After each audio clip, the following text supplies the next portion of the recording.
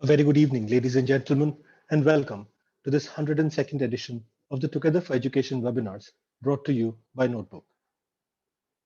Today, in advance, let me apologize to you in case there is a signal drop off.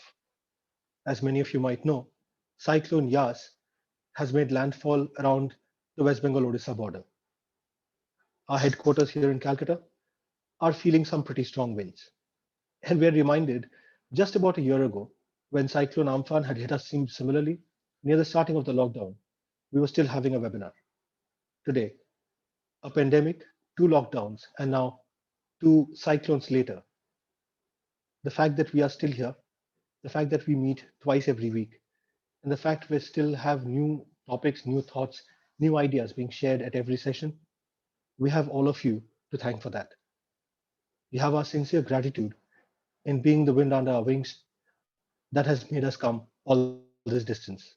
So for that, thank you so very much. This webinar series was conceptualized as a way of getting our educators into a common platform as part of one large community and discuss various aspects of school education. Little did we know that this would run on for more than a year, where we would have such wonderful thoughts and ideas discussed. Today, we look at a topic that was called a newfangled idea, and I'm quoting here, just until a few years ago, design thinking.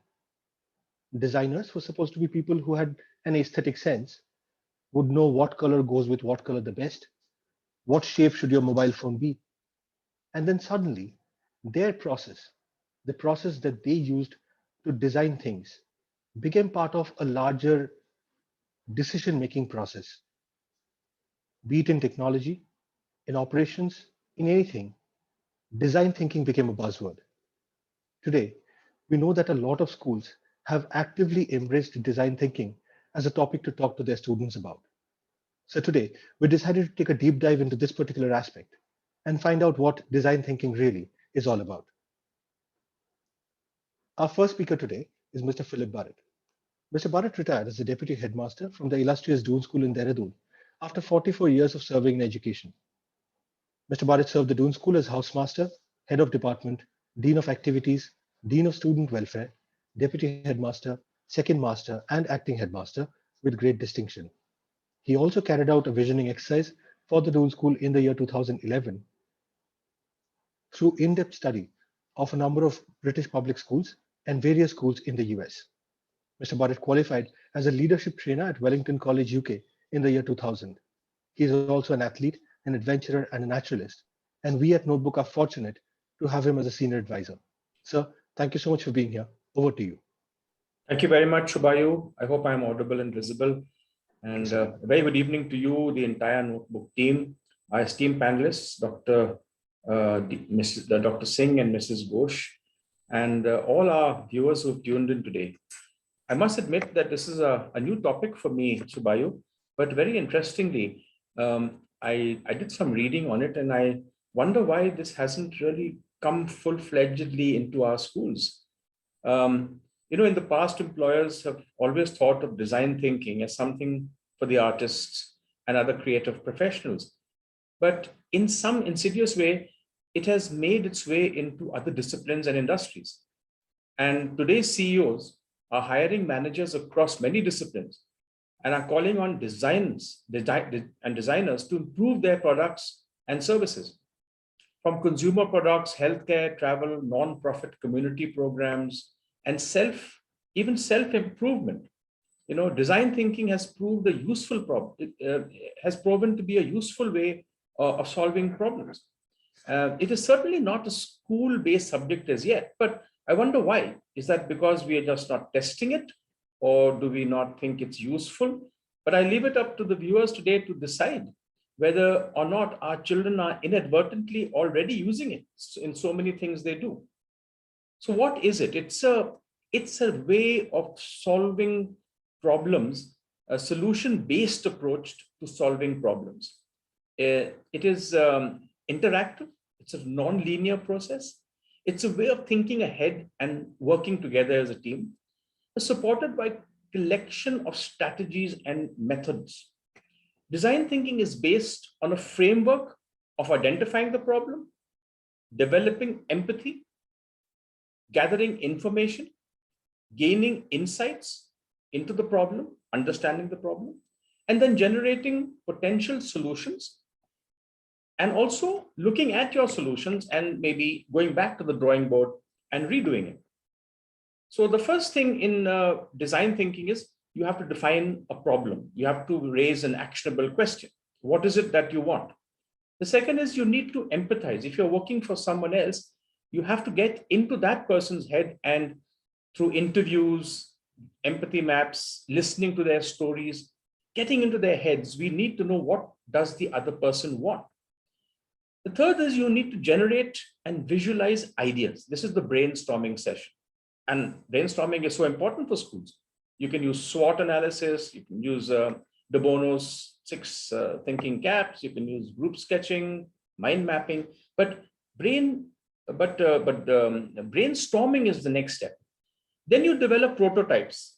And we had a boy in school who developed a microlight, and he designed a microlight. He actually flew it, got a licensed pilot from the States. He flew it in the IMA, and he got into the Limca Book of World Records. So here was an example in my school where somebody actually tried something and succeeded after many, many failures. The last is to evaluate and test what you have made. This analysis and feedback is the humility stage. You may go wrong, you may be successful. So in other words, it is a process, it's a mindset, it is a way of learning. It's not a subject, it's a way of learning. Through collaboration, solving problems, and prioritizing the other's needs above yours. It employs initiative and a hands-on approach to solving problems. There is a weakness in that brainstorming and collaborative planning fail often because we are limited to the knowledge that we have at that time. Now, I remember a story from my college days where you had Alex Padamsee, who was, I think, director of Lintas, managing director of Lintas, which is the big advertising firm. And he was approached by the Bombay Municipal Corporation because there was a spate of gastroenteritis and other gastric ailments in Bombay in the late 70s when I was at college there. And they approached him and said, listen, we want many boards to be put up because we want people to stop buying sugarcane juice from these vendors that was spreading the disease. And so they went to Mr. Padamsee, and Alec Padamsee thought over it with his team. They must have brainstormed. And they came out with a solution where they put up overnight, I think 400 boards, big hoardings. And on it was just a sprig of sugarcane with the words, for 1 rupee, help yourself to enteric fever, typhoid, cholera, gastroenteritis, jaundice, etc., etc. So they turned the solution the other way around. They didn't say, don't buy the sugarcane juice. They said, buy it, but when you buy it, you will get these following diseases. So this is a form of, let's say, design thinking. I looked up Google and I found there were 4 very good examples that I picked from. One was the Airbnb story, which, it was a company that was only $200 a week. It moved to almost, $2 billion company just because the design company that was hired to look at them discovered that their photographs in their apps was not of professional standard. So they just improved the photographs and their profits almost quadrupled. Starbucks were not doing well. So they got a design customers. And they found that what people were looking for was a certain ambiance, a certain atmosphere where they could relax. And that's what Starbucks did based on the feedback from the designers. And Starbucks picked up. Nike was not making any breakthrough into the skateboarding industry. They had people embedded within the skateboarding community, asking questions, seeing what people wanted. And after all that insight, they came up with the Nike SB200, which was one of the best-selling skateboards. Like this, even Oral-B. The story of Oral-B is interesting because they were making toothbrushes for juniors on the same scale-down model as the adult toothbrush. But what was happening is that the way children hold toothbrush was not being observed. The designers saw that children were holding toothbrushes with their fists. And doing so, their knuckles were hitting their gums, and they were getting, it was paining them. So they didn't buy the junior toothbrush. But when they increased the width or the girth of the toothbrush, they started holding it the way adults hold it, and it started selling. So Apple uses it in not only in their packaging, it's also the simplicity and the empathy that Apple uses. So they use design thinkers. Now, how are parents going to look at it? I always categorize parents in three groups. One are the enlightened parents who are open to anything new, whether it's value education today, robotics tomorrow, a new club or community service. They will welcome design thinking because they know that there's relevance in the future. They have no idea what the jobs of the future hold for their children, and anything that is new is good for them. There are some parents who sit on the wall, the middle of the road parents, they will be ambivalent and lukewarm. And there are obviously some parents who will be opposed to anything that is detracting from the syllabus, marks, and passing exams. I mean, that's putting it very simply. But as it is a mindset that has to change, I think every teacher has to imbibe the mindset of design thinking. And it's not going to be taught there can't be a design thinking class or a classroom. It's got to slip into lessons, not every lesson. It's gotten to slip into lessons almost unobtrusively, just as we slipped in environmental consciousness into our lessons, just as we slipped in the correlation of subjects into our lessons, just as we slipped in value education with our maths and science and physics. Similarly, design thinking is a way of enriching your teaching and slipping something useful in. As I said earlier, it's a way of thinking. Generation Z kids that we're dealing with are students oozing with creativity, and they refuse to be confined by this straitjacketing of science, commerce, and humanities. And the NEP has realized this and allowed for more freedom in the subject choice. And it has opened up much more into careers, vocational colleges, journalism, carpentry, culinary arts, fashion design, architecture.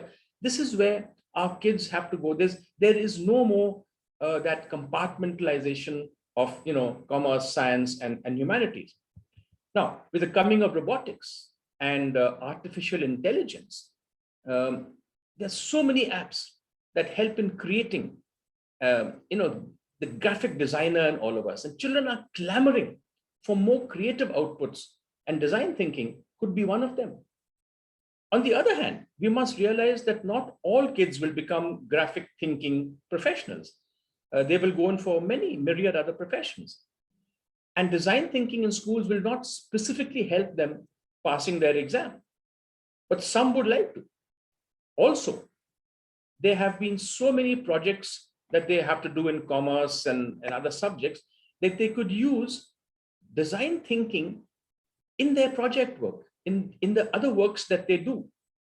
Anyway, no one knows what the jobs are going to be in 10 years' time. And therefore, I think to be open to something like design thinking would be a good step into the future. See, schools of tomorrow are not going to be about passing exams and getting marks. They will be about how we learn, how we know what we know. And I think as educators, we have a lot to learn from the way these designers, these creative designers think.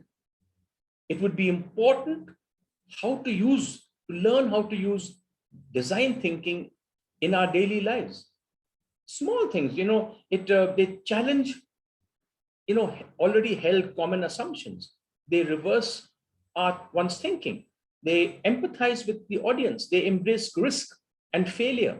These are all important things for our schools kids to learn. How can schools, another thing about graphic designing is, thinking graphically is, it's problem solving. It helps people who are spatially strong. And there could be many children in school who are not good at numericals or language, but who are very strong with their spatial reasoning. This is where design thinking would help these students. Now, how would you use it in school? Well, you might even think of asking your kids to partner non-profit businesses in the area to help them solve their marketing problems. You might help your kids to see what they can do with vacant lots in the neighborhood. I know a student from my school who in New York has used all the vacant plots to grow organic food. They were just lying there, rotting away, but he's now growing organic food and on rooftops and in vacant lots with permission of the people who own these plots. We might even design how to change the tuck shop or the cafeteria of your school. It can help in community service. It can be a physical product. It can be creating a new app. As long as you immerse yourself in what people need. So once you know what a person needs, you can solve that need and fill up that need. You can even use this design thinking in your own personal development. I was reading about a gentleman called Richard Roth, who's an academic director of Stanford University. And he shows how design thinking can help people achieve things that they wanted to do personally, but never could. So whether it is actually losing weight or battling anxiety or starting a new business, design thinking helps in all because it asks questions like, how would I feel if I solve this problem? What would it do for me? He also says that to use the answers to these questions is to define the problem at hand, much like the second step in the design thinking process. Now, why should parents mind? Consider the rapidly changing world we live in. To thrive in the future, students will need to be adaptable and flexible. They will need to be prepared to face situations never seen before. Design thinking is one of the best tools we can give our students because there's a creative confidence that develops in their abilities and their response to new challenges. Also, they're able to identify and develop initiative, creative solutions to problems. They also develop an optimistic, empathetic, and become active members in society who can contribute to solving the complex challenges that we are faced with. Also, it develops teamwork because they have to support each other. Brainstorming is teamwork. And if we learn to give feedback, they learn to modify what they've designed. They've learned to reflect on their finished work. And it teaches them how to assess, self-assess their finished product. And I think, after all, education is all about helping students think in a useful way, not cramming. And I think this design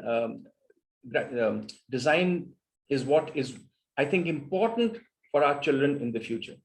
Subayu did mention initially that I did some work on the visioning of the Doon School.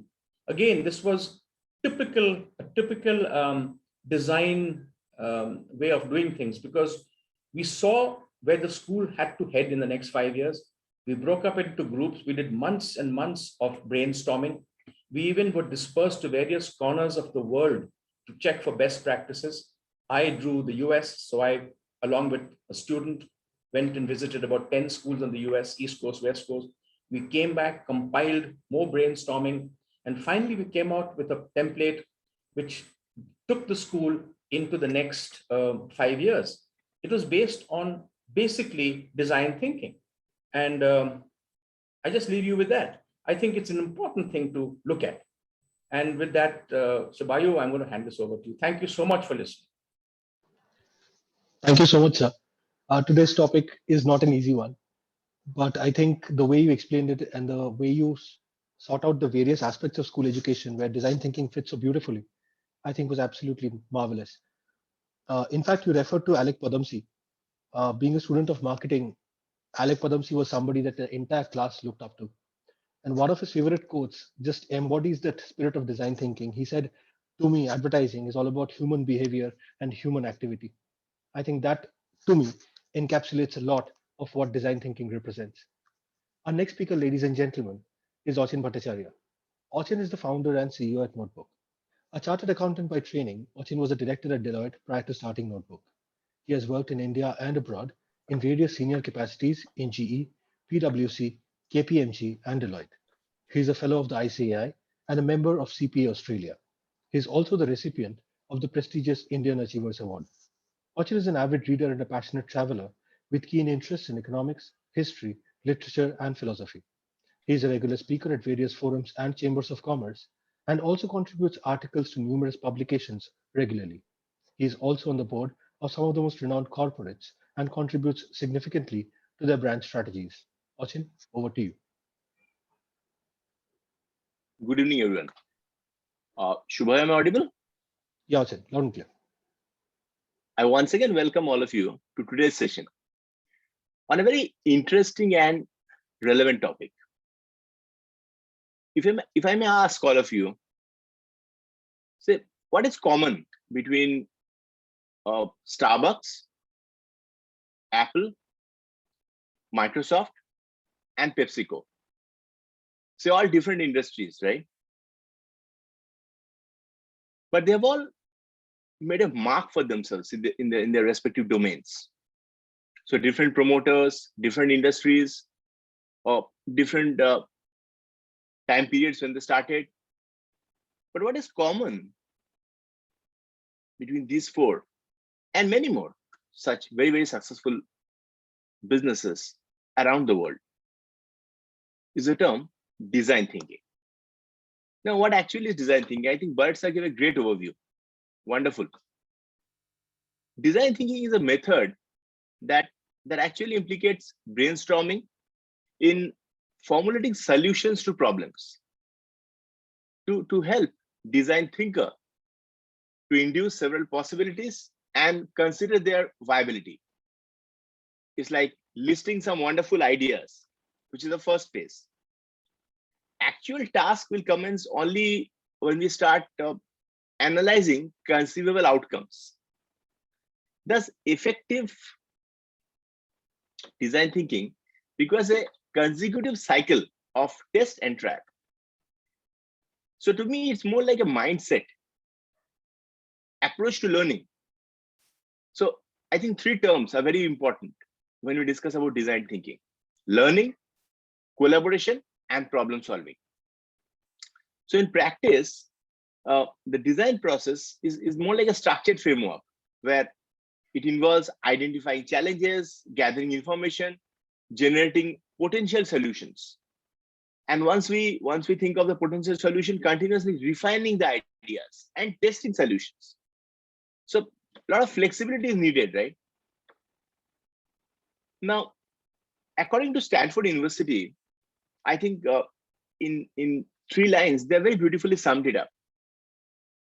Design thinking draws on methods from engineering and design and combines them with ideas from arts, tools from social sciences, and insights from the business world.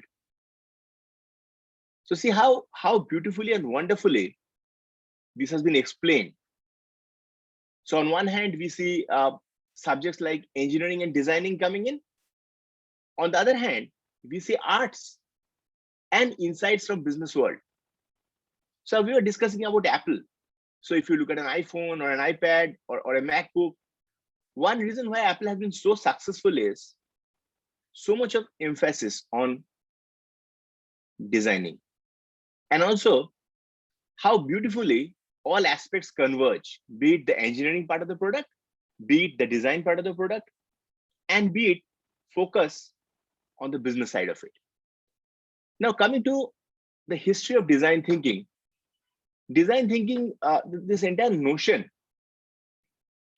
as a way of thinking can be traced to Herbert Simon's book, I think in 1969, The Science of the Artificial, where he said that design can be a direction of reasoning.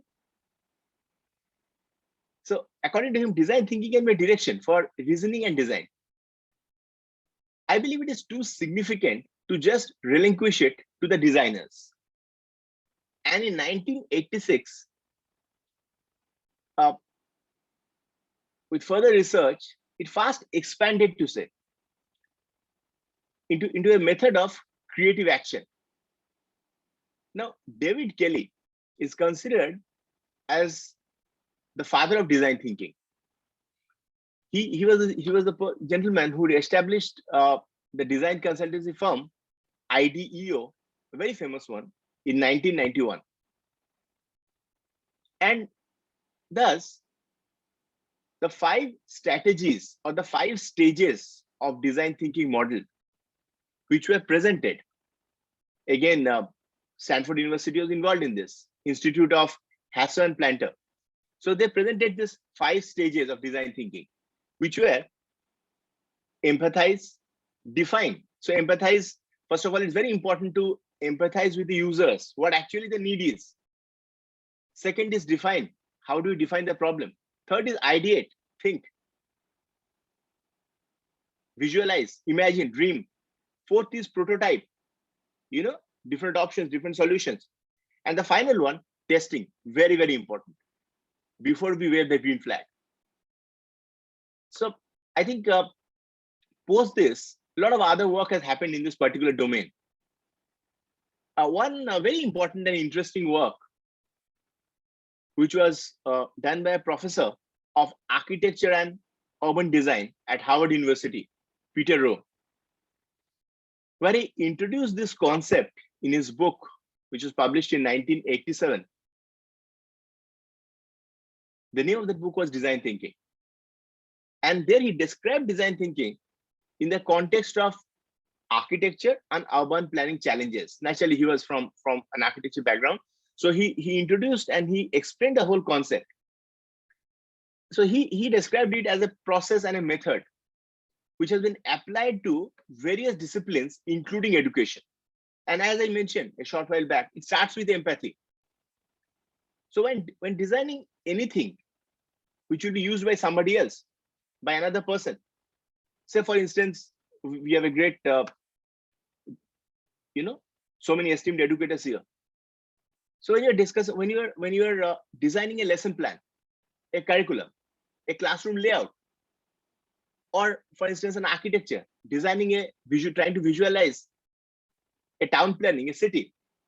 So the designer must understand what the end user needs. That is very, very important. For instance, we were discussing about the urban design project. Students just can't design a pretty building. They must think about the needs of the people who reside in it. They need to come to terms with available resources, the budget, and also the impact the building will have on the surrounding landscape. So the design thinking philosophy requires the designer to put his or her ego to the side and seek to meet the unmet needs, both rational and, second, very important, emotional of the user. So it's not about what the designer himself wants, but it's more important what the end user wants. So being able to take a very fair, impartial, and rational view of things. Now, once the student designers, for instance, in this case, have gathered all their research together, they must organize and make sense of it.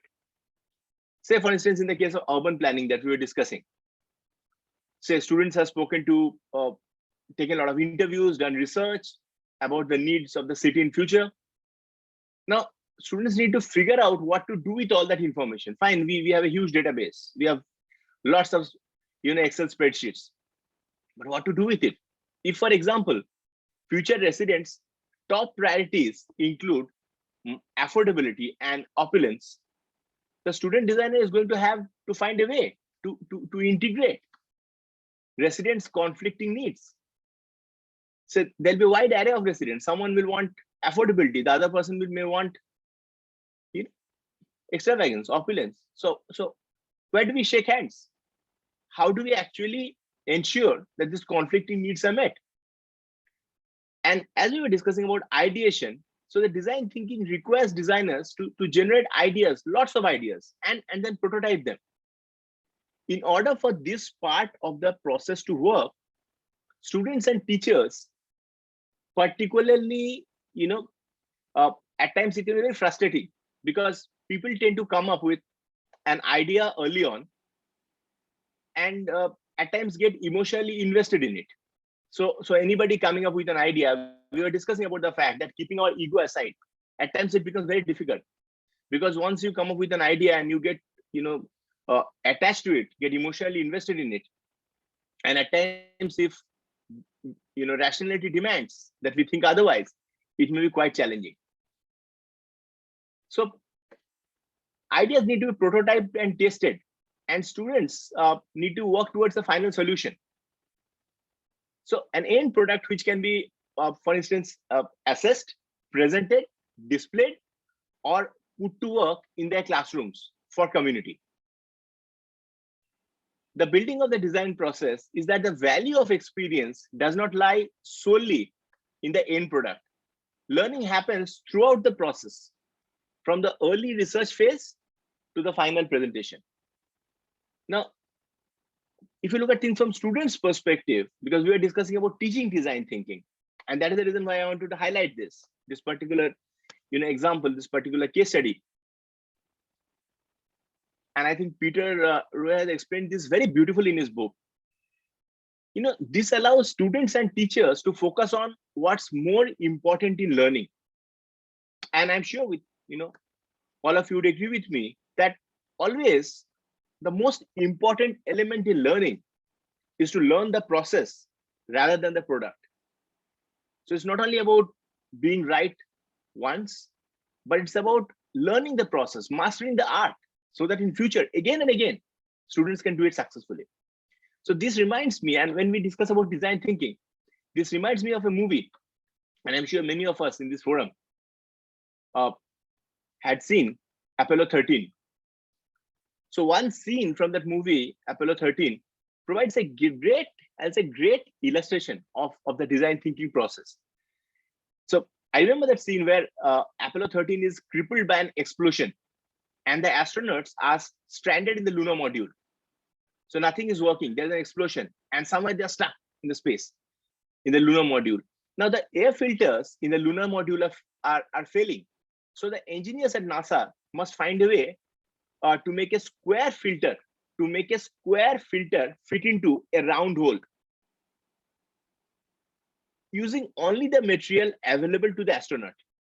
So naturally fitting a square filter into a round hole. But they find a solution through design thinking, by understanding the needs and resources of the astronauts, by organizing the resources available on the lunar module, then working together to develop and prototype many ideas. So all steps being followed. The ultimate solution may not have been very pretty, but it was creative and it was effective. And their design saved the lives of Apollo 13 astronauts. Now, this sort of step-by-step formulative approach to creative problem solving was revolutionary and counterintuitive when it was first developed in reaction to the launch of Sputnik in 1957, when Russia leapfrogged ahead of the rest of the world in the space race. And the US needed to respond with rapid and radical acceleration in technological innovation. So the process of design thinking emerged as an effort to encourage all scientists. And I'm sure all of them were not very creative, because we are looking at purely going by laws of probability. There must have been scientists who were not that creative, not that, and some of them maybe inflexible thinkers. But getting the entire team to be noble, to be brave and innovative in their problem solving is a huge task. Now that brings us to a very, very important question. So we discussed about the basic fundamental concept. We took building planning as an example. We came to the world of movies. We discussed about what Hollywood has shown us. But the question is, can anyone be creative? Or is creativity something which is inborn? Historically, creativity has been always portrayed as a mysterious, elusive force, a gift from the gods or the muses. Creativity can't be summoned. So this is not my view. So this is one school of thought which says so. The thinking goes that, let alone teaching it. So there's a school of thought which says that it's something which is inborn. But design thinking, teaching design thinking, upends that perception and assumes that anyone can be a creative problem solver. Anyone. At its best, design thinking incorporates proven effective teaching techniques. So it really goes on to prove that yes, anyone can be creative problem solvers. So techniques such as, for instance, self-directed inquiry, collaborative problem solving, and social emotional learning, curriculum that emphasize on interpersonal skills such as, again and again, I'll two words, collaboration and empathy, very, very important. And the end result of a design thinking project is often a tangible product, since we were discussing about a city, a model city or a robot. It's no surprise that many educators are,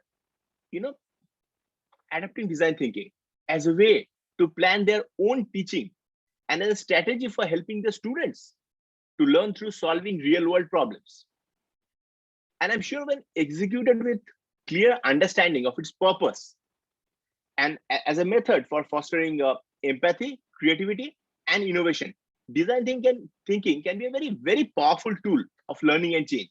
Very, very powerful tool. But as Birds also mentioned, if it is hastily and inexpertly implemented without complete understanding, at times it may lead to loss of precious time. Now, design thinking, like I think two very important names in this regard, we have done a lot of good work on this. One is psychologist Carol Dweck, his work on fixed and growth mindsets. And another, professor and author Angela Duckworth research on grit, are best understood in context as a complex and nuanced approach to learning, rather than a checklist of executable tasks. So it's not only about somehow getting a checklist and ticking it off. It really requires understanding, because we're discussing about aspects like collaboration, creativity, empathy. So it's not a curriculum, but a process for problem solving, a strategy to elicit creatively rooted in empathy. Now, teachers, I believe, can really use design thinking to create a classroom layout that conforms to the needs of the students, to plan lessons that will work best for students in any school or a classroom. And also, design thinking needs to be used to create spaces around intellectual and emotional needs of their students. And I'm sure many of our esteemed educators here are already doing this. Maybe we are just putting a jargon or a name to it, but I'm sure this is practically being done. Now, another school of thought which goes on to say, and lot of research, a lot of literature has been published in this regard also. So there's another school of thought which believes that design thinking is not applicable to all sectors, and particularly to K-12 education. Why so? The answer is very interesting, because as we discussed initially, if you remember, if you recollect, I discussed about the definition given by Stanford University, where we were trying to see a host of subjects, like from engineering to arts, to social science, to business. So we would agree that this design thinking requires a breadth of knowledge and experience from various disciplines, which is not present in many K-12 students, naturally, given their age, given their experience, and given the stage of cognitive development and education background. It requires one to think of a problem from unconventional, even unlikely perspectives that lead to a collection of insights. So, because it has also been described as almost an anthropological observation of people to gain insight into their problems that may not be articulated yet. So I come back to my original question. So we heard two schools of thought. One school of thought which goes on to say, yes, design thinking can be beautifully implemented in classrooms. For example, be it lesson plans, be it layouts, and other school of thought which says, no, it may be practically difficult for students considering the fact that their exposure is limited. So the question here is, do K-12 students really have the education background to engage in design thinking? I believe very much so. And it is, as I told you, it's practically being done. A lot of good work in this particular regard in the global scenario has been done by two top design firms. And these are very, I'll say, one is Frog Design, with its open source collective action, and other is IDEO. I discussed about the gentleman who founded IDEO, which is called the father of design thinking. Now, coming to design as a subject, Baritza was referring to the fact that why this is not being taught, etc. We have a great panel today, and I'm sure you'd like to hear from them with regard to its practical application. But just to touch upon this, design as a subject was introduced into secondary schools in UK in 1970s. So that's in the K-12 education sector, design thinking is actually very important. And if I give you two very small example, a minute each, practical examples of design thinking. First, students in Africa, they developed a bracelet to safeguard people who are overexposed to sun. So the issue of skin cancer in South Africa is a very challenging one. So they are the second highest rate of skin cancer in the world. And unlike Australia, Australia is another place where rate of skin cancer is very, very high. But unlike Australia, where the majority of the community are light skinned, and because of that, there's a natural alert system. When they're overexposed to skin, overexposed to sun, there's a natural alert system. They can make out. But in South Africa, with majority of the youth who had darker skin, that natural alert system was missing. So at times it was very late to identify the problem, and that really caused havoc. Many lives were lost. So these students, after speaking to many people, when the issue was identified, they met with communities, spoke to people, and they gave each participant a bracelet that they could wear, and that would really alter its color when it was overexposed to the sun, so that there's a natural alert system. They understand. Another very great example, and so a lot of lives saved. Another great example, a very touching one, very, very touching example. I found this. A company called Embrace, which was founded in 2008 by a Stanford graduate. So they were working on a particular problem, and the problem was how to find a remedy to deter the mortality of premature infants in countries where medical facilities, etc., access to medical facilities, state-of-the-art healthcare may be difficult. And they started with Nepal. So when they went to that country and they discussed with a lot of people, met with a lot of people, communities, they found that highest mortality was in areas where there was no electricity. So they needed to devise a particular method by which they could keep the baby warm. Keep the baby warm, because if the infant is born premature and it needs to be shifted to a hospital in a city, so that journey, how do they ensure that the baby is kept warm? So imagine it's a very critical issue. So they developed a sleeping bag that can be put in hot water so that it accumulates heat from hot water for up to 4 hours. And an infant can be placed inside, and during that 4 hours can be safely transported to the hospital. And maintenance is very manageable, and it's pretty much accessible, affordable. I would like to sum up with a beautiful quote by Roger Martin, who said, "Design isn't just about making things beautiful, it's also about making things work beautifully." So I think these are my thoughts which I wanted to share. I thank all of you for giving me a patient hearing. We have a great panel here today, very wonderful and experienced panel, and I look forward to their deliberation on this. Over to you, Shubhai. Thank you, Achin. Thank you for sharing those wonderful examples from around the globe. Well, ladies and gentlemen, as Achin mentioned, we have a fantastic panel lined up for you. Before we start with our discussion, just a couple of minutes about Notebook. We at Notebook are an EdTech organization. We make short videos pertaining to the school curriculum. These videos come in handy in two different cases. One, when you as a teacher are taking a class You can use these videos either before or during the class to introduce your students to the topic more visually. Later, months later, when the student has to sit for an exam, they have access to the same videos from their homes, that is, on their personal devices, be it a laptop or a smartphone. They can access the same videos and prepare for their exams. What I'm going to do now is I'm going to play you a short snippet of one of those videos so that you get an idea of what I'm talking about. The skeleton is a framework of bones that gives your body its structure. Do you feel something hard when you tap on your arm? That is a bone. There are 206 bones in an adult human body. Having many small bones makes it possible for us to be able to move. Can you bend your finger like this? As we can see, a finger has 3 small bones in it.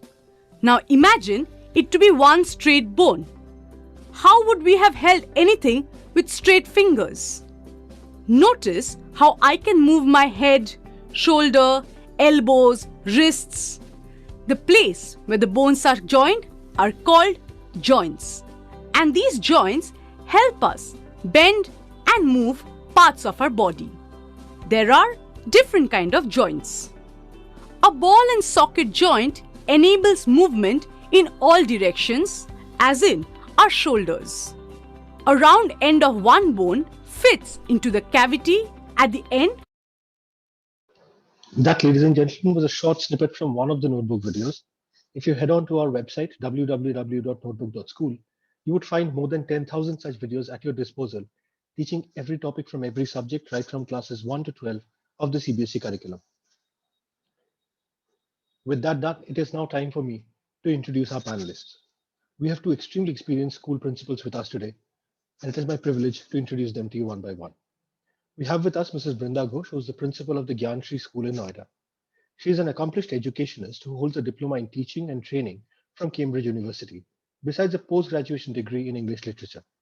As an academician, she has had a wide experience of the prevalent boards and has taught and been in leadership positions in some of the best schools of the country, like Vikasa School Madurai, Welham Girls Dehradun, and Yadvinder Public School Patiala.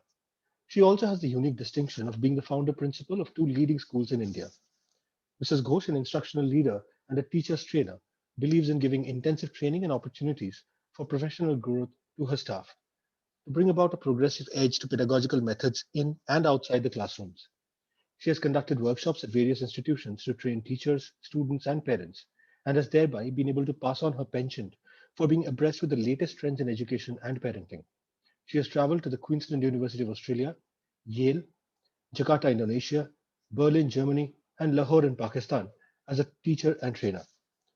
A gold awardee of IAYP, Mrs. Ghosh encourages students to strike a balance between academics and sports. A voracious reader, she dabbles with writing and has written for several educational journals and has authored 2 books.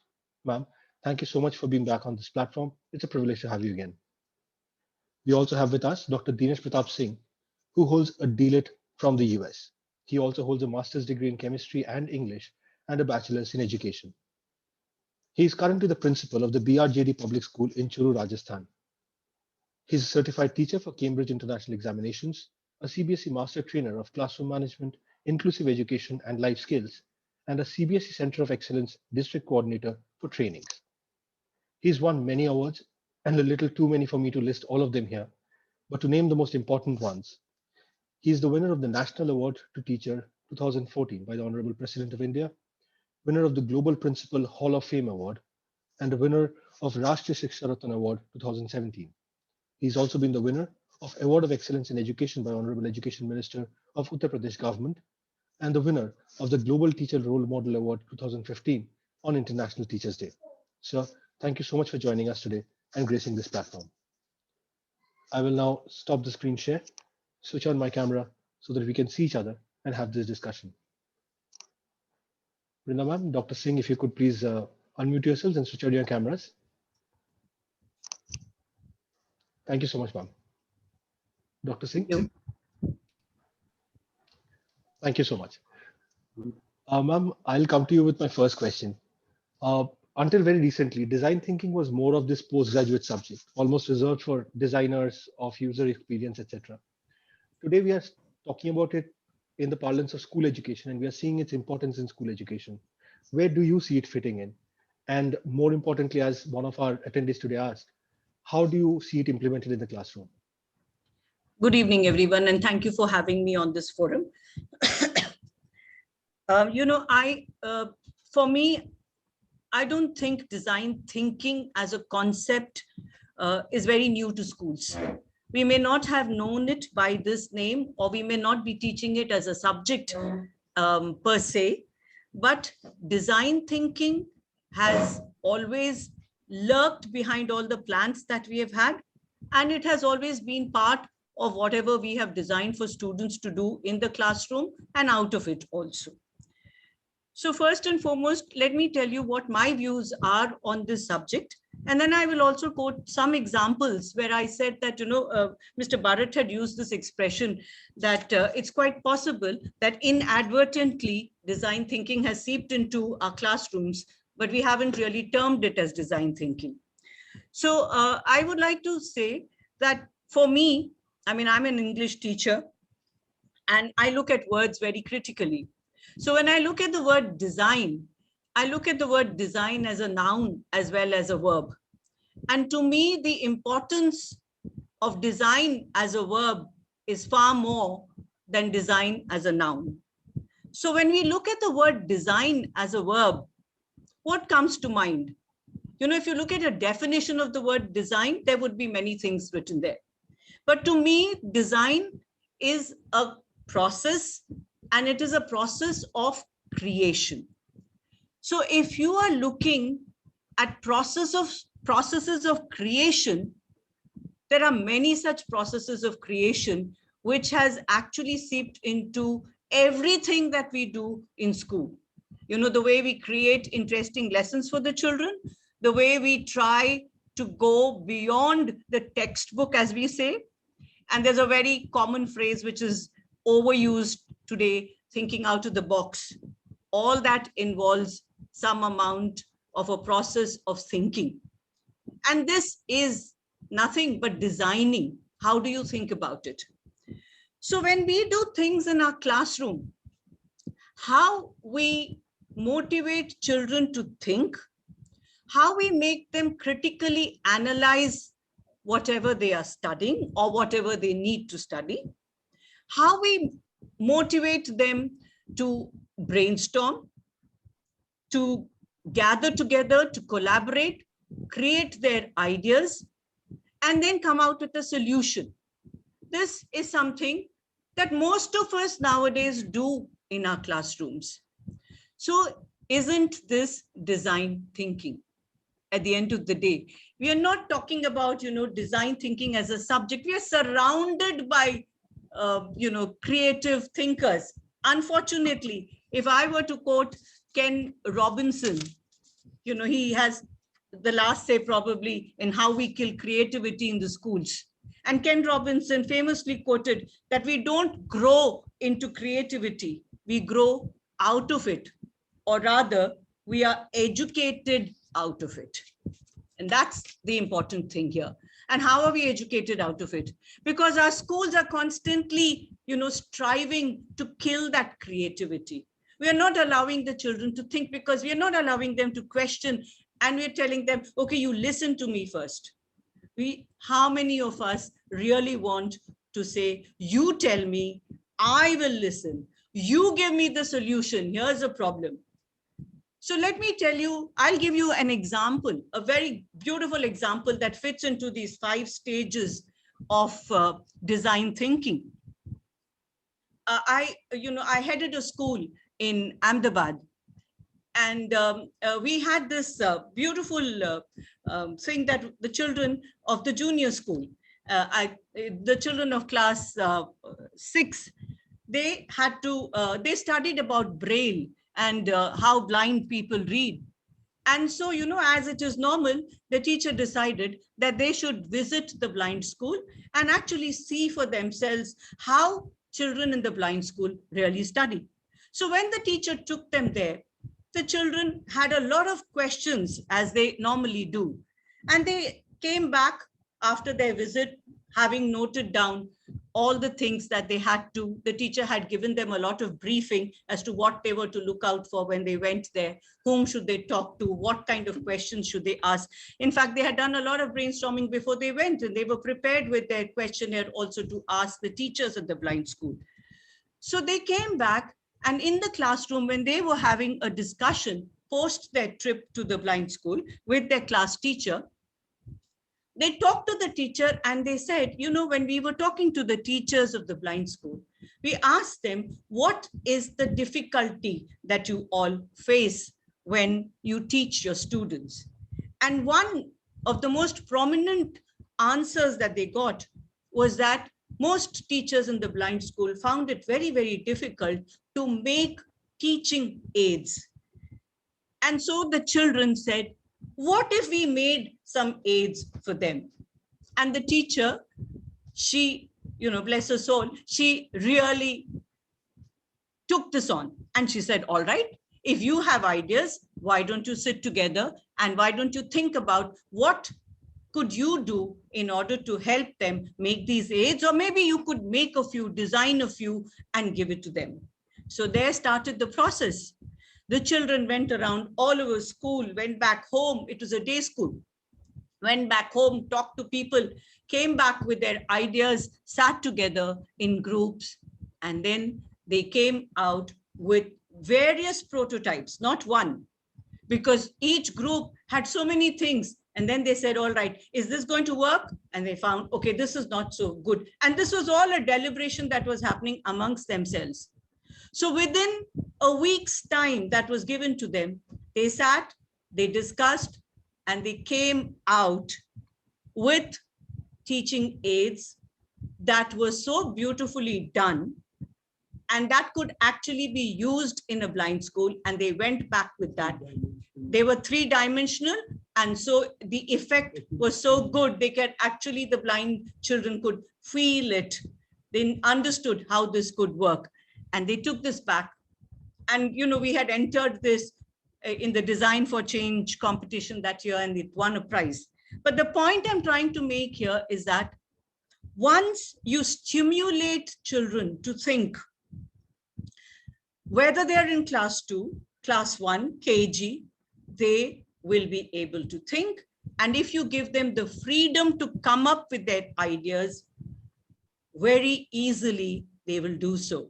You know, just today in the newspaper, I was reading about, or was it yesterday? I was reading about this little boy who had been affected by COVID. And so were all the people in his house.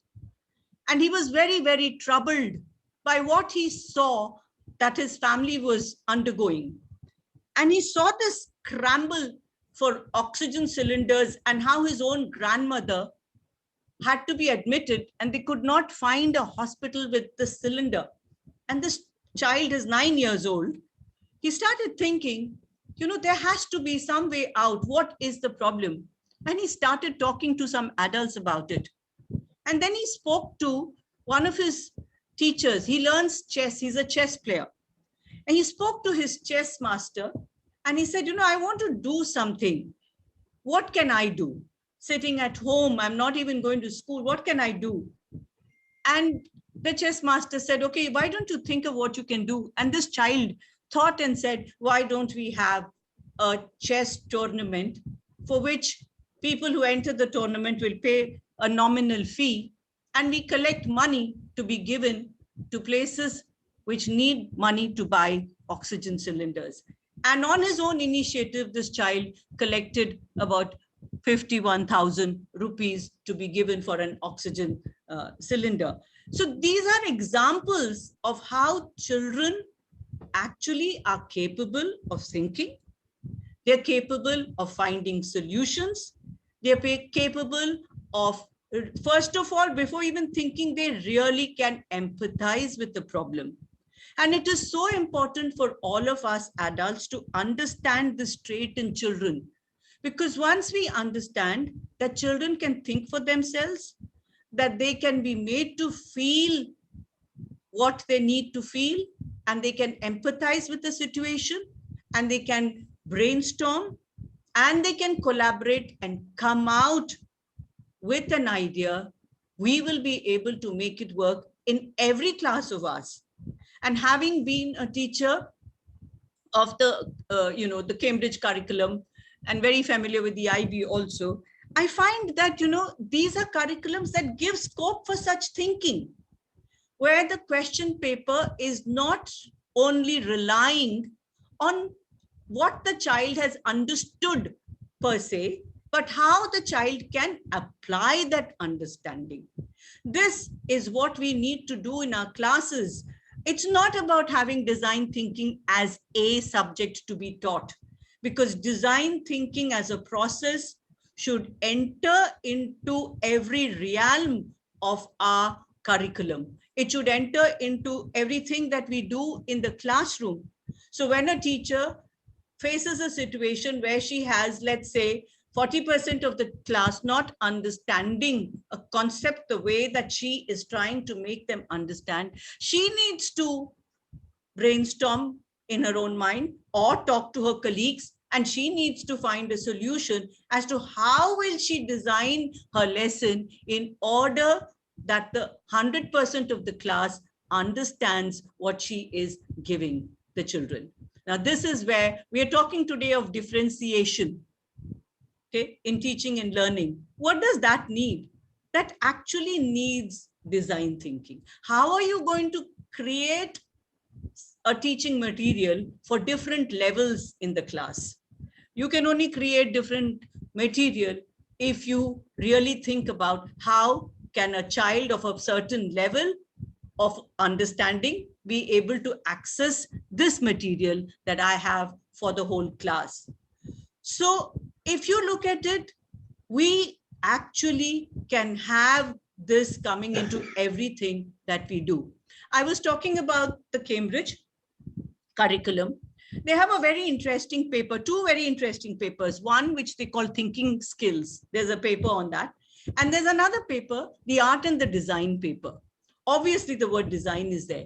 But what is very interesting about the art and design paper is that the child in IGCSE has to actually give the reasoning behind the final product that she or he has created, the final drawing that is to be submitted after hours and hours, because the duration of the examination is 10 hours. So how did this child actually work? There's a lot of thinking ahead and thinking backward, right? So if you again look at it, if you're thinking and planning ahead or thinking backward and planning, then there's this logical thing that goes on in the mind, and the child knows, okay, here I faced a problem like this and I found a solution to this problem by doing this, right? And that is the explanation that the child has to offer, that this is why I changed, or this is the way I found that it could work. And when we start making up lesson plans in such a way that the children start thinking, why did I approach this like this? Why did I do it this way?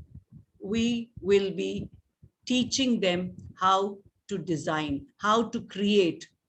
And design thinking will permeate into everything that we are doing. We don't need to have a separate subject. And with, AI and robotics and other things coming so much into the curriculum, isn't it really, really necessary for all of us to tap this creativity that lies dormant, unfortunately, most of the times in our children?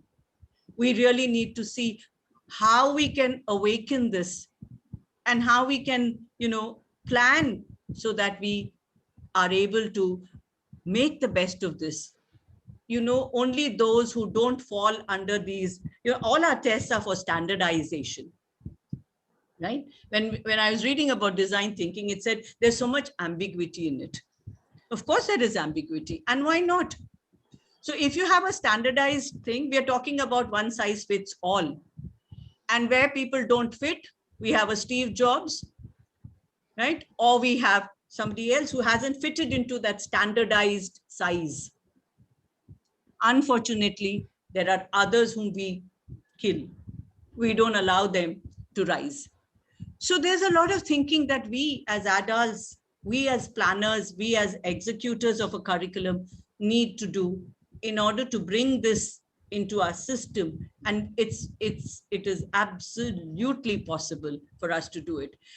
And yes, like Mr. Barrett mentioned, the NEP does, kind of, at least on paper, what they have asked us to do is to think in these lines, is to be able to give this platform to the children, to be able to think, to be able to make their choices after having thought about the subjects that they want to do. And yes, who knows what kind of jobs they will be doing 10 years hence or 20 years hence. So we can't be sitting and deciding for a kindergarten child now how or he's going to turn out or how he should turn out when he's ready for the job market. So this is my initial answer to your question. Thank you so much, ma'am. Ma'am, given your love for words, I came across this word recently, retronym, like synonym, antonym. There's a new Yes. word now called retronym. And the example given was when TVs first came out, they were all black and white TVs. There was nothing called a black and white TV. Right. Once TVs became colored, there was a need to coin a term for black and white TVs. So I'm guessing in some more years, we will hear about how there is non-design thinking, because every thinking would perhaps be design thinking. Absolutely. Thank No, you so if you much, ma'am. look at it, I mean, there are many examples that you can get even from our age-old Gurukul system. The way the students had to fend for themselves was something that involved a lot of design thinking. Wonderful, ma'am. Thank you. Dr. Singh, if I may come to you. Sir, I would ask you your school's experience with design thinking, and also, sir, what ma'am was touching upon, the standardization versus ambiguity bit. How do you, as a school, deal with that? Okay. Good evening to all of you. After a beautiful explanation of Barrett sir and Achin Bhattacharya,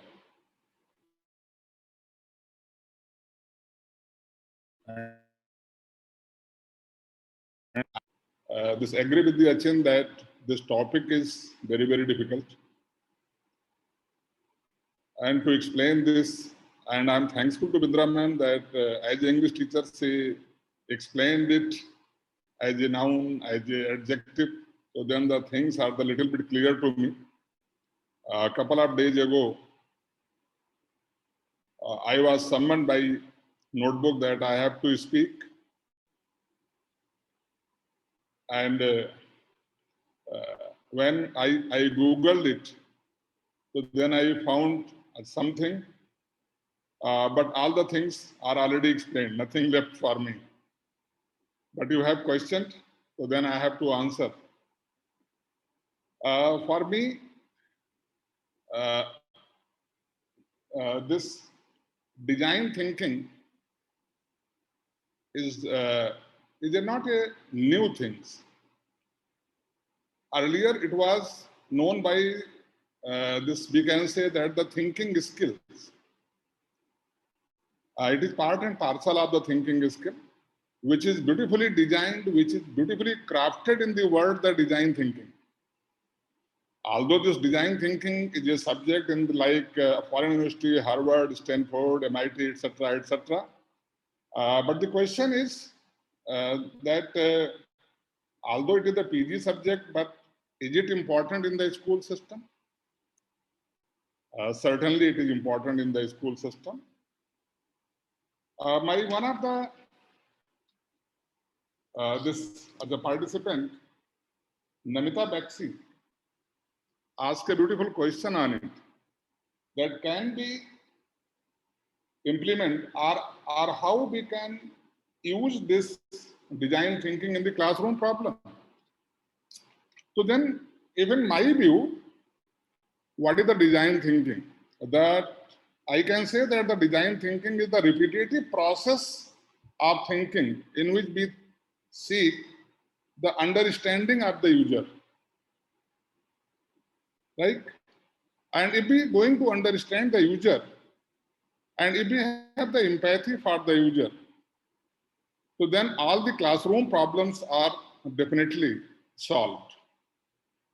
So then it is the understanding of the user. It is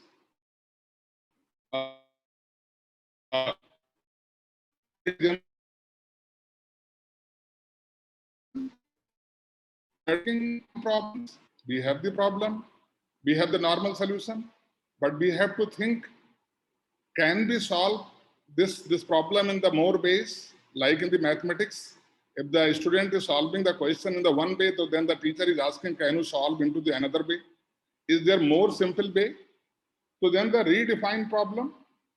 And if it is not going to solve or if it is difficult, so then we have to identify alternative strategy that might not instantly apparent, but in the long term there is. At the same time, this design thinking is a solution-based approach to solving problem. It is a solution-based approach. We have to design, we have to think in that way that it solves the problem. So we can say that it is a way of thinking. It is the one more way of thinking. Or we can say that it is a collection of hands-on method. When we talk about the thinking skill, so then, as my friends talk a lot about the critical thinking, creative thinking.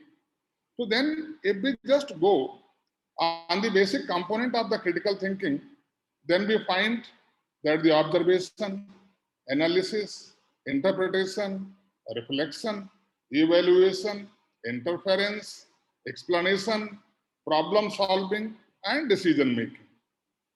And if we put these things in the sequential way, like when any designer, when any architect make a plan, make a map, so then put one by one. So then we can say results comes. Then the question is the creative thing, the thinking is also play the important role? Yes. When we talk about design thinking, or when we have to design our thought process, so then we have to design our thought process in the creative way. And what is the meaning of that creative way? It must be the original. When we talk about the creativity, so then the creativity is always original. The copy and paste is not a creativity. All right? So then the creative thinking is the original. It is unusual. And it is the productive solution. Just for example, the advertisement. This yesterday when I got your this WhatsApp message, so then, and when I saw the creative of the design thinking of the notebook, so then I was thinking that how beautifully it is crafted. I hats off and I salute that the designer, right, whoso it is made. So then he is the best example of the design thinker. So then he is the best example. And suppose, although that gentleman or that gentle lady, when she is so good at this level, and suppose if she would be in that school where the design thinking is part and parcel of the curriculum, so then how much the result will be affected? So then this is the one of the things. When we talk about any advertisement, we are living in the age of the advertisement. Advertisement is an example of the personal imaginative thinking. It is very, very personal. Advertisement is the very, very personal, and it is this imaginative thinking. And any advertisement is a product of design thinking. And on the basis of the advertisement, the brand value developed. So then this is the important of the design thinking. Now the question is how the great ideas are designed. The question is how the great ideas are designed which create the amazing work. So then there are the few steps. If we follow that step, we have to prepare, we have to incubate, then illumination, then evaluation, and then the implementation. So then, and when we talk about the, there is some,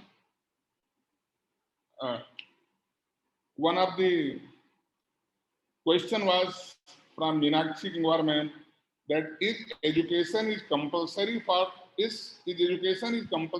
design thinking? Certainly not. It is our thought process. There are n number of examples, as ma'am told that the Steve Jobs, and there are so many that they have not been able to put their we can say leg in their shoes of the education. Then it is not certain, but the education is important. Exception, mostly we are taking the example of the exceptions, but in the life exceptions are not example, right? So then we have to take this education. We have that the schooling is very important, and in the schooling,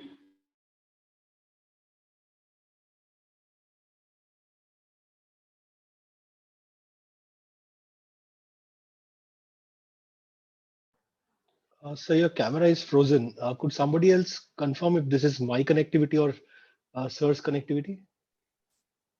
Yes, that's connectivity issue. Yeah, I think it's at his end. Sir, sorry, we lost connectivity with you for a second. If you could please unmute yourself. Yeah. Am I audible now? Yes, sir. Perfectly. Thank you. Now the question is, why design thinking? Design thinking is important to generate idea on demand. If it is part of the curriculum, so then our students will able to generate idea. They are able to improve the problem solving situation.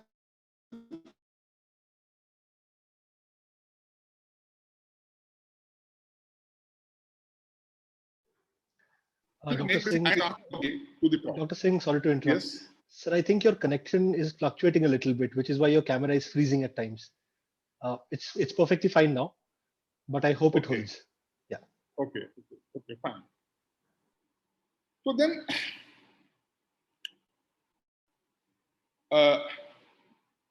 it was also discussed, and it was one of the questions that the design thinking embrace ambiguity while our system is geared for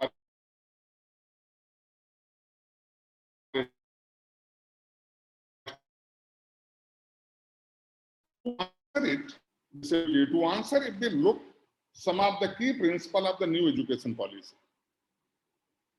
If we just look at some of the basic principle of the new this education policy, which say emphasize conceptual understanding rather than rote learning for exam. New education policy, which to be implemented from this year or next year, that is also saying that we have to emphasize conceptual understanding rather than rote learning for exam. And this can be achieved only by the design thinking. No other way. That one of the key components of the new education policy is recognizing and identifying the unique capability of each student. And this can be only achieved by the one of the basic component of this empathy. And this empathy is one of the basic component of the design thinking. And that the third, the basic, we can say, this point of this NAP, that work on the critical thinking and the creativity to encourage logical thinking. And this can only achieve that if our thinking process is properly designed. So then that this ambiguity which we are thinking at the initial level, that it is very, very difficult, or it is the ambiguous, and we are not able to gear up. Certainly in future we will gear up, but we have to take both the system. Now, since creative and the critical thinking is a prototype, or we can say the root of the design thinking, therefore this subject is also at school level will coexist along with the progress in the implementation of the new education policy.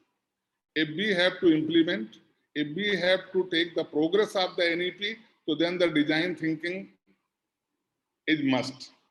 Now the third question, that how do parents react to the idea of their children being taken through such exploratory process rather than Sir, with your permission, if I can interrupt you once again, I'm really sorry. I would just interrupt you for 1 second. We will come back to the parents' point. But so since you were talking about the question that we had on the panel, whether Okay. education is compulsory for design thinking or not, right? Uh, I, I Okay, will just certainly. I'll just come in here once with one particular visual. This is personally my favorite example of design thinking in India. Okay. So this is from your state of Rajasthan, where you're sitting right now. Okay. In Rajasthan, women had to carry water on their heads for long distances. The solution was very simple: take a drum, put a wire through it, and have people drag those using the wires. Right? That was design thinking. That was intuitive. That was looking at a problem, understanding empathizing with the person having that problem, and coming up with a solution. The education is at the edge of that barrel that you see on the screen there. The fact that if you taper the ends of the barrel will roll faster, have lesser friction, and therefore be easier to carry. I think that's where education adds on. So I just wanted to come in with this. Yes, sir, you're talking about the parents. I think that's a very interesting aspect. Bharat sir also spoke about it. So how do parents react to this part? Fine. That I am again we can say very thankful to you that you are shown the beautiful video, or we can say video clip that clearly explain that what is the meaning of the design thinking, what is its implementation, and what is its importance. So then I was talking about that the parents part, that how the parent will going to react. Certainly, it is a very tough question. But years back, we as the educator and parent, they were on the same boat. We were deadly against the use of mobile phones by the students. As a principal, I always ask to my parent that check your child. He or she is using more and more phone. That's why his or her performance is poor. But as the pandemic start, I as a principal and my all the colleagues immediately circulated that manage the laptop or smartphone. And the parents are accepting that. So then any new things which comes, so then initially that there is some hindrance, but the parent will accept it. We can say that the world is changing fast, and this pandemic taught us so many new lessons. We as a parents are very accepting in the nature. For example, year back, parents were not in the favor of the smartphone used by their ward, but now we are providing phones to the student online teaching. Design thinking may be one of the vocational subjects. Like there are so many vocational subjects. Design thinking may be one of the vocational subjects because it has a great use in the creative subject like the coding. We can use the design thinking in the coding, artificial intelligence, take augmented reality, etc. And nowadays, from last 1 year or two, a couple of years back, Government of India having the great this emphasis on the new startup. Only success by those people who are this great idea. They are designing their thinking. So then, if we can say that the pupils are creative and innovatives, are doing well in the new startup. The only need is to link up this subject with the outcomes which provide better career to our students. We have to link up this subject with the better career. And it is the soul of the new education policy too. So then the parent will always welcome it. Let's see if this design thinking is a part of the curriculum, well and good. If it is not a part of the curriculum, So then it is a part and parcel of this educator curriculum, so that we can produce better future. And in last, I would like to thank all of you that you have chosen this wonderful topic, unsung, unused topic. Normally, I have seen so many webinar of the different forum, but first time I have seen that you are discussing on this. Thank you. And I would like to thank all my panelists that I have learned a lot from them. My special thanks to Bindra ma'am, Bharat sir, Achin Bhattacharya, and especially you too. Thank you very much. Thank you so much, sir. Thank you. We are honored by your presence, sir. Thank you. But we are not done yet.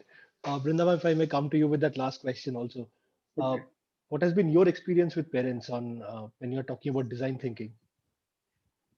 Well, if you're asking me if design thinking is, introduced as a subject, I'm sure a lot of them would want to take it because there is a lot of newness in it and there's a lot of value in what they would see. But if you're asking me, how would parents react when we, as educators, as I said, we don't have to have design thinking as a subject per se. But when we start making children create, and when we do this, then maybe parents will accept it if they see that their children are enjoying what they're doing. If they see that there's a lot of value in what they're doing, then the parents will easily accept, whatever we give them.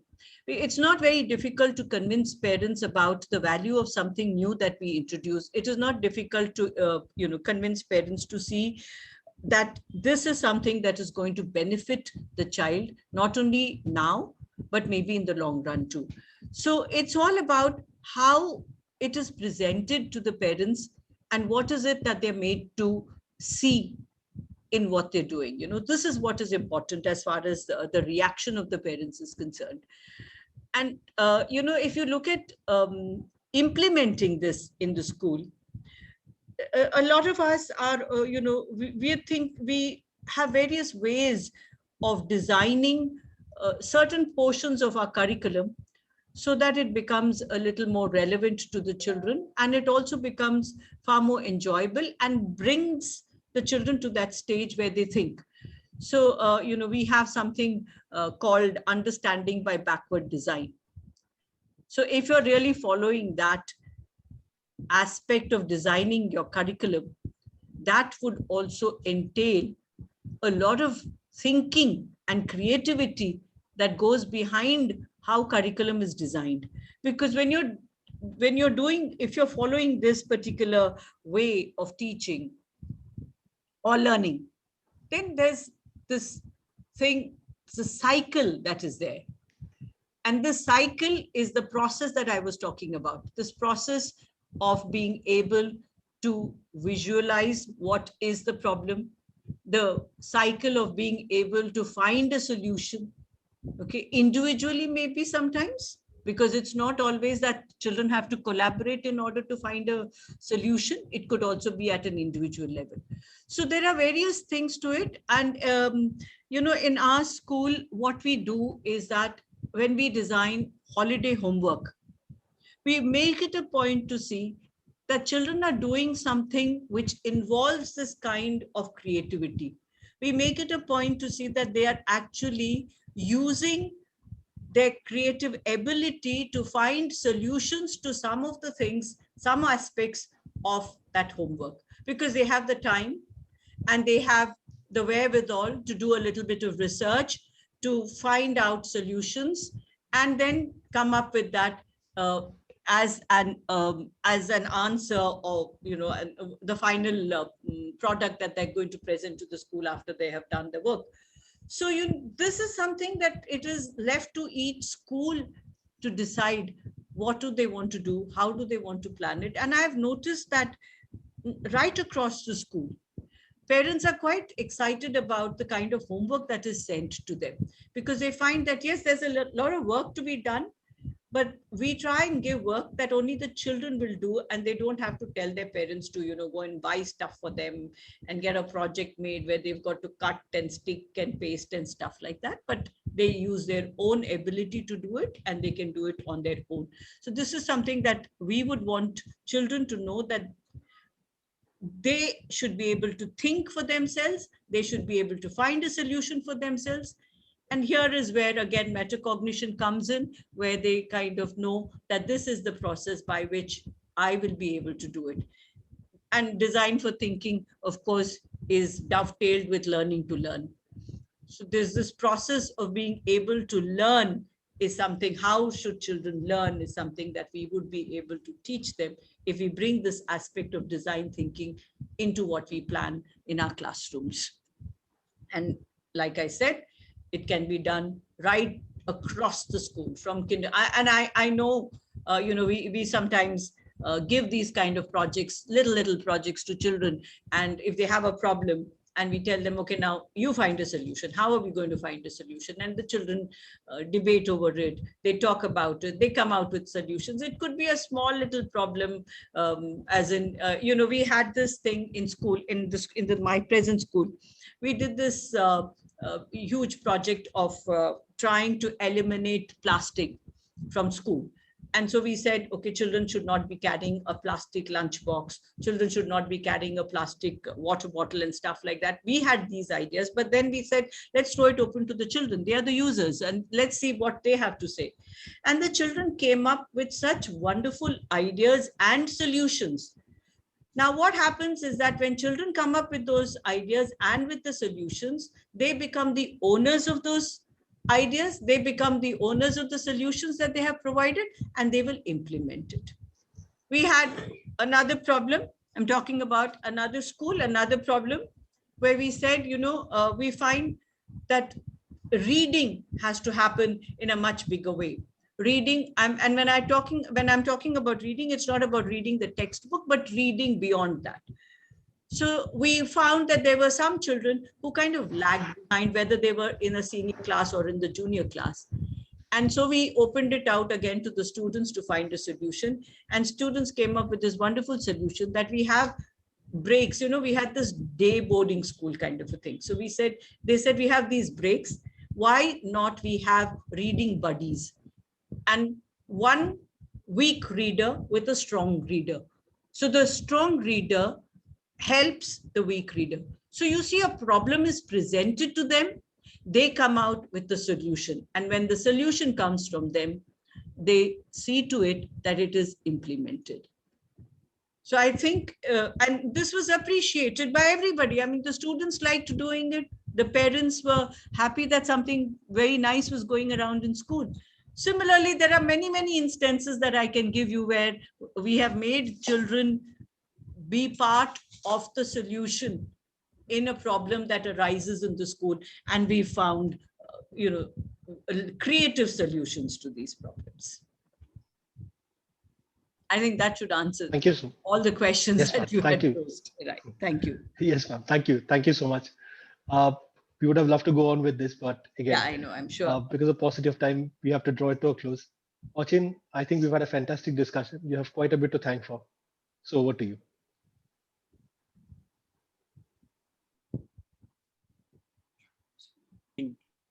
I think really great session we had. I sincerely thank our esteemed panelists for their time and for enlightening all of us with their views and with some very, I'll say, relevant and pertinent examples as well. Bharat sir, thank you as always for giving us a great start. Very insightful, interesting. I think so many instances you mentioned. I was listening very patiently, especially a student in New York who's working on organic farming and the way the whole concept has been thought of. Really wonderful, I must say. So thank you, sir. Thank you so much. Brinda ma'am, thank you so much for your time. I think really it was a pleasure listening to you. I think, ma'am, a few aspects that you mentioned, I couldn't agree more. I really agree with you on this. Very, very important. I think value is something that you really focused on. And the fact that if really it delivers value, and if that fact is articulated well enough to parents and to all stakeholders, the way I'll put it, why only parents, be it parents, students, esteemed educators, all stakeholders in the society, then I'm sure that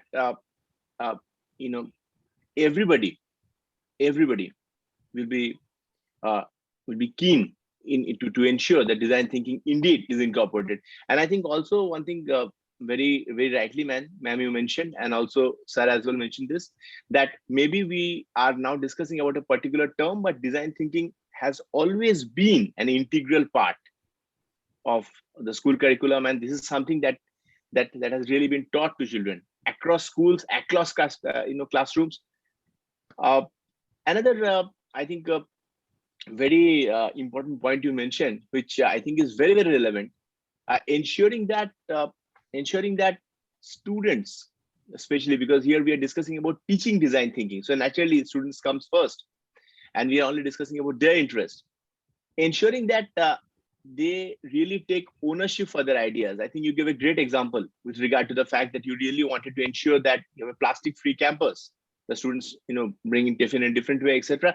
And students really coming forward with their own ideas, thoughts, etc. And not only ideas, but also being active participants, taking steps to ensure that it is indeed implemented. Thank you so much, ma'am. Really a pleasure. Thank you, sir. Dr. Singh, I think I really like, sir, the way some examples. I think the way when you are explaining design thinking, I really like that bit when you were discussing about you compared it to mathematics about alternative solutions and looking at it. And also one more term about when you mentioned that creativity and its correlation with originality, and all of us couldn't agree more. It's really very true. And also one great fact that you mentioned, and it was also subsequently I think discussed, and Brinda ma'am also agreed to it, the fact that thought process is important more than more than formal education, or more than trying to put a jargon to it or fancy words, etc. What is really important is the thought process. And so I think those are some facts that we wanted to mention. Two more things. One, I think you discussed about our notebook invite. Thank you so much, sir, for the fact that you for this webinar, the fact that you liked it, and to share with you and with all esteemed educators in this forum. So although we have a great creative team who helps us with these videos, etc., but these invites are always personally done by Shubhayu. So you're your host in this. So he always ensures that this invite always goes out of his desk. So full credit to him for this. I think I would like to end with a particular, a very important 2 lines. If I remember, I read somewhere which said that design thinking is the glue between all disciplines. So I think it's very well sums it up. It's actually a glue, as we were discussing also, engineering, art, social science, business, everything coming together. And I think another thing that is really important is a human spirit of ensuring that we are able to take risk, because the need to be right all the time, is the biggest bar, that exists to new ideas. So unless until we are willing to throw our hat to the ring, unless until we are willing to take the plunge, to take risk, and to think of new ideas, and not only dream of those new ideas, but actually implement them and bear the consequences, naturally, innovation will never happen. So I think I thank all of you for your time here today. I also thank members of the audience, our esteemed educators, for their time. Really, with your support, we look forward in future sessions as well. Thank you, take care, and goodbye.